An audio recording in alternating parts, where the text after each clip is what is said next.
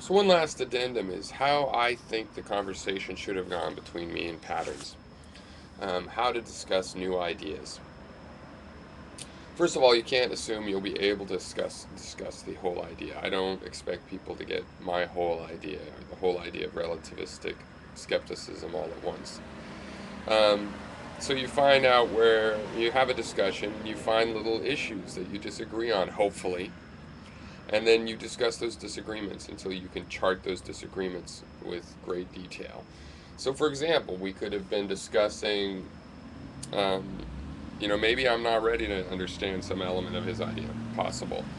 So we could discuss the things that we don't quite have the same take on, see if this is where our differences are going to arise. Maybe the differences I'll have with astrotometry will have to do with the differences of some of the ideas on the path to understanding astrotometry. So we could have discussed, for example, Zeno's paradox. Patterns' understanding of that is woefully out of date and ill-informed in terms of the mathematical and other tools. I mean, he wanted to use quantum mechanics to say you can't actually divide a distance infinitely, but then he did it. He accepted you could divide the distance infinitely, but it would take finite amount of time to take each step, each of an infinite number of steps.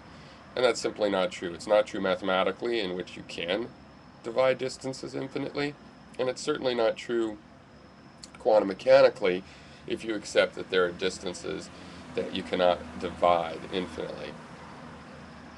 And we should have been discussing that. We should have been doing so with respect.